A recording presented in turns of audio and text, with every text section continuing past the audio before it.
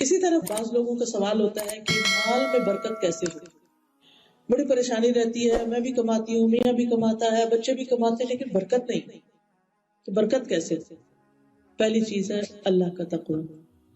فرمایا وَلَوْ أَنَّ أَهْلَ الْقُرَىٰ آمَنُوا وَاتَّقَوْا لَفَتَحْنَا عَلَيْهِمْ بَرَكَاتٍ مِّنَ السَّمَاءِ وَالْأَرْضِ.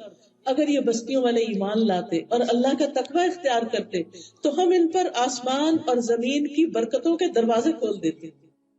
ہر کام اللہ کے ڈر سے کرے، اللہ کی نافرمانی نہیں. دوسری چیز صدقہ.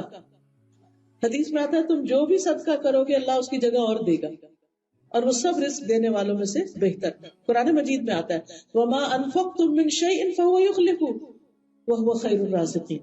بچوں کی جاب شروع ہوئی، پہلی تنخواہ میں سے لازماً صدقہ کروائیں، پھر ہر مہینے صدقہ کروانے کی عادت کریں، تاکید کریں اور انہیں لے کے بیٹھے کہ بیٹا دینے سے مال بڑھتا ہے، صرف بینک میں جمع کرنے سے نہیں بڑھے گا.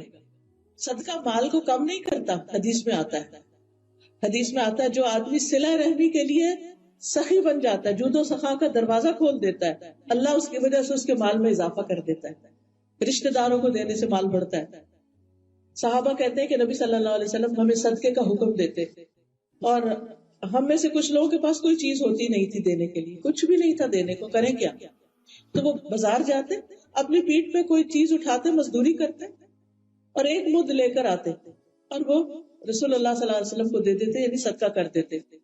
وہ کہتے ہیں بے شک میں آج ایک شخص کو جانتا ہوں، اس کے پاس اب 1,00,000 ہے، یعنی درہم، مگر ان دنوں اس کے پاس 1 درہم بھی نہیں ہوتا تھا. تو وہ اس صدقے کی بدولت اللہ نے ایسی برکت ڈالی کہ آج لاکھوں ہیں اس کے پاس. تو صدقہ صرف وہ نہیں کرتا جو امیر ہوتا ہے، صدقہ وہ بھی کرے جو غریب ہے، جس کے پاس کچھ نہیں، بہت تھوڑا ہے، اس میں سے ہی تھوڑا سا دے دے. کیونکہ اللہ تعالیٰ ہر روز 2 فرشتے مقرر کرتے اور وہ دعا کرتے ہیں اللہ دینے والے کو اور دے، دینے والے کو اور دے. جو کھڑے ہو کے بس یہی دعا کرتے رہتے ہیں ہر روز، اللہ دینے والے کو اور دے اور نہ دینے والے کا پہلا بھی ضائع کر دے.